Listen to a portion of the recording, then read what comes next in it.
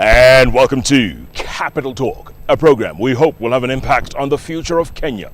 Now, more than ever, I'm Jeff Kunenge. Now, you know the theme for this week. That's right. It's about drought, famine, food insecurity, the whole shebang, all the way from Kenya into Somalia.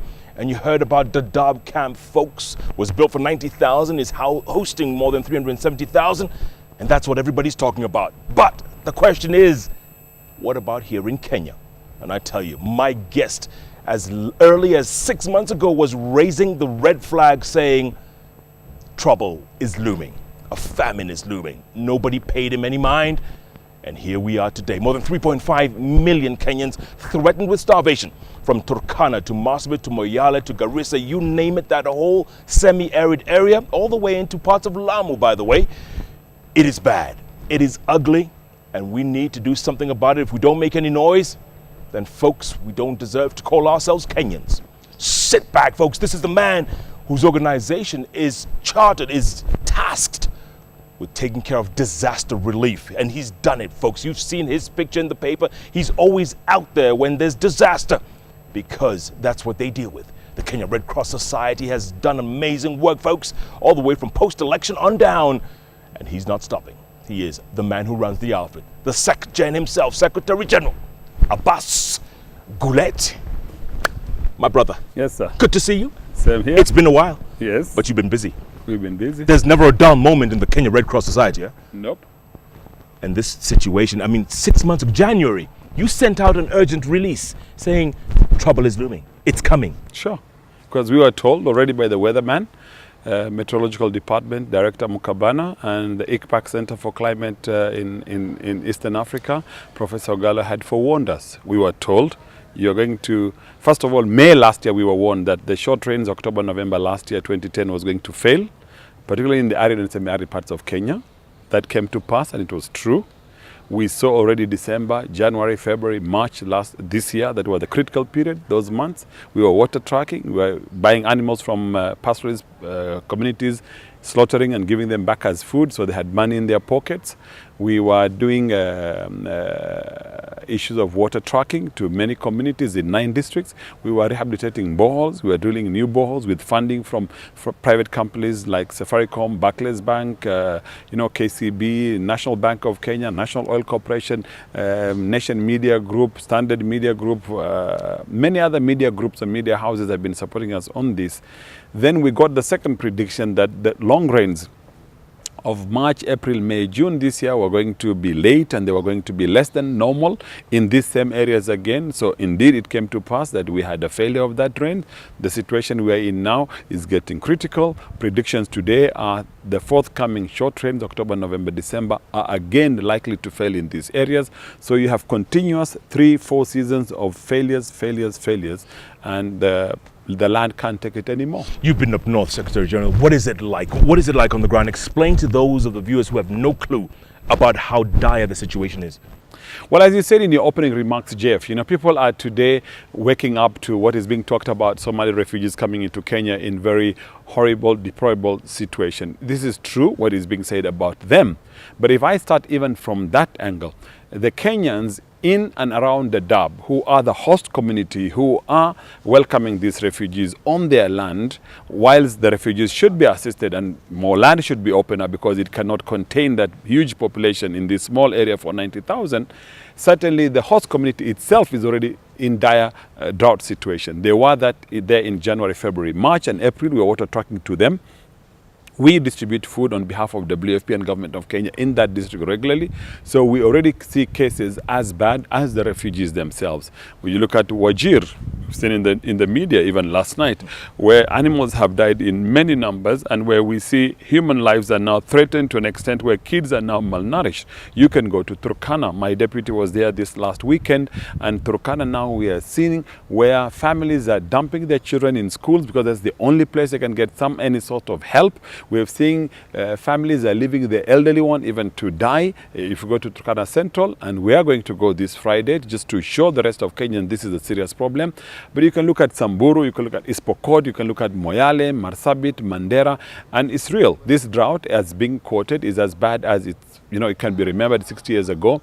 The fact of the matter is lots of work has been done over the years in terms of rehabilitation by NGOs, by the government, by other actors and players and donors. But this is real, and we haven't seen the worst of this yet, because we still have July, August, September, before the short rains in October that are predicted would fail. And if they do fail, then God help us, because then we are talking about March next year.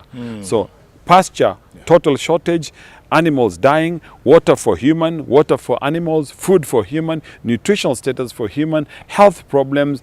If then the rains come next year, then what you'll hear next is floods. Okay? But for me, I'm saying we should never have been in this situation if we were a community, a society, a nation that plans ahead and thinks ahead. We've allowed ourselves to be controlled by the weather. And whether climate change or not is here, the reality is we've been one-track minded largely as a nation. We've been rain-fed agriculture when we could be doing other forms of agriculture and be able to battle the weather just like they've done in Israel, they've done it in Saudi Arabia, in Australia, in India. The deserts of those countries are now farmlands. That's the bottom line, and that was my next point, Sekjen, is the fact that we call ourselves the superpower of the region.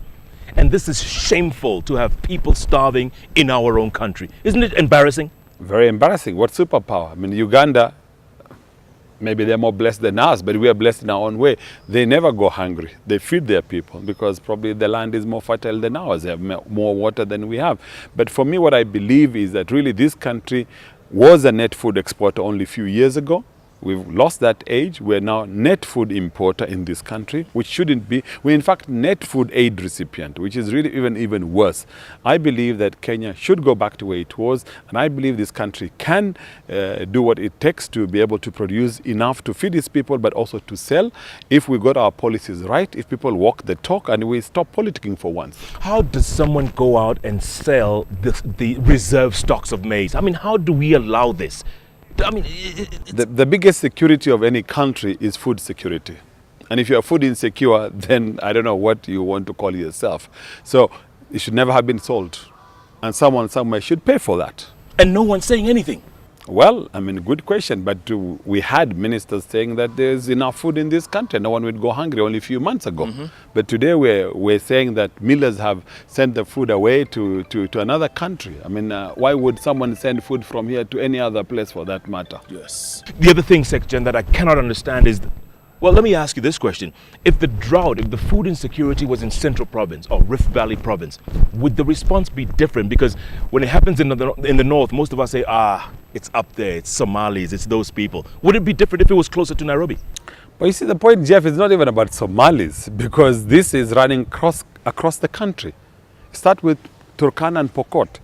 West Pokot, East Pokot, Turkana, Samburu, Marsabit, Moyale, Isiolo, Wajir, Mandera, Garissa, Mwingi, go to Kilifi, go to Kwale, go to Lamu. It's not about even Somalis. It's almost 2/3 of this country is facing this situation. Go to Kajiado here. Go to drier parts of Moranga. Okay?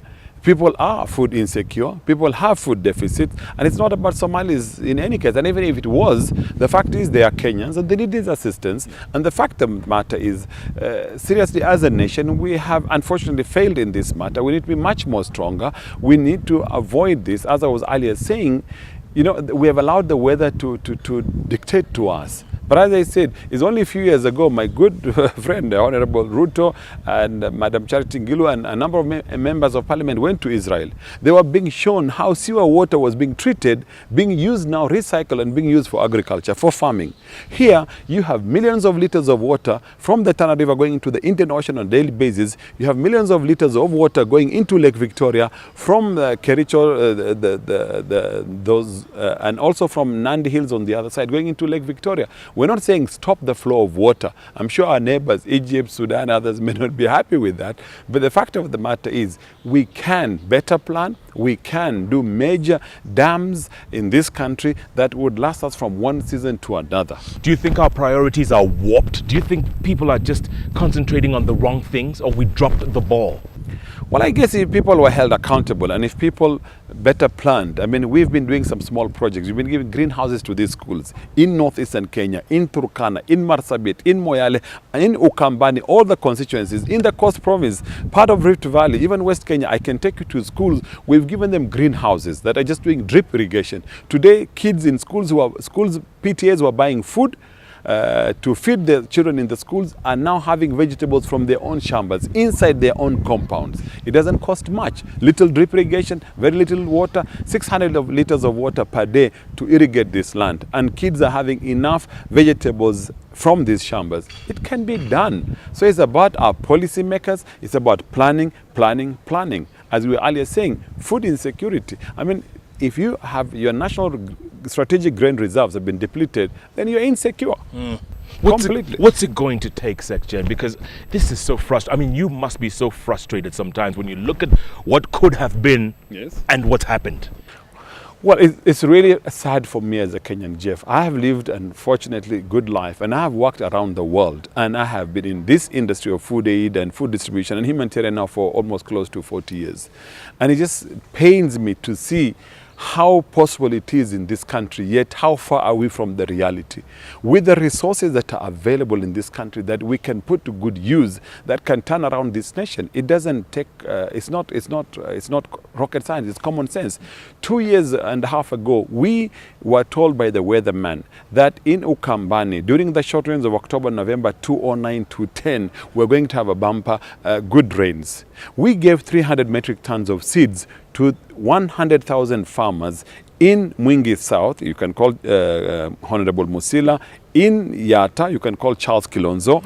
In Kaiti, you can call Gideon Dambuki. By having given them 300 metric tons of seeds, which each household was being given about 2 kilograms, that cost 210 shillings. At that time it was $2.8. They were able to harvest from 1 acre about between 15 and 24 bags of maize of 90 kg, which meant that a family of 6 in that part of Kenya in Ukambani needed about basically 45 kilograms of maize, whole maize, for 1 month. So if you have harvested minimum of 15 bags, that's 2.5 year food security. Common sense. Yeah. Poverty eradication, food security in one shot. By investing only 210 shilling, a family of 6 was food secure for 2.5 years if they didn't sell that food. Okay? Yet the problem was simple: dryers, warehousing, storage, post-harvest management. The aflatoxin, these are things that scientifically we should have overcome long time ago. But you call those three MPs. Today, yes, there's drought in that area, but over the last 2.5 years, they haven't had to go on food aid because what they harvested was good enough. We are saying that this thing can be all dealt with. We can face this head on. You hear of Treasury giving money, ministries unable to absorb this money being returned back to the Treasury, and so on and so forth. And we are saying, government should give some of these resources to credible humanitarian organization or other organizations that can, on their behalf, implement some of these things. It's high time we thought about getting out of the traditional box of government saying that they can do or implement everything themselves. They should give part of these resources to other organizations on their behalf and check on the issues of standards, policy, and standard of quality of what we do, and hold us accountable. Absolutely, Secretary General. I want to talk more about that after the break. And the fact that, didn't the president declare a national disaster about 2-3 months ago? Was anybody listening? I want to talk about that. Also, why do you bother with all this, man? Why do you still bother? I mean, 40 years in this business, and this is what you still get? You still get people who don't care about human beings? I want to know what the secret is. Good grief! The Secretary General of the Kenya Red Cross Society, Abbas Gullet, folks, speaking from the heart, calling it like he sees it. He's been in this business 4 decades plus. He knows this thing can be turned around, but there's some greedy, selfish politicians and leaders out there who just don't want to see this happen. That's the bottom line. And we should be ashamed and embarrassed to call ourselves the superpower of the region if we can't even feed our own. Think about that as we go into the break, because the bench is back in a moment.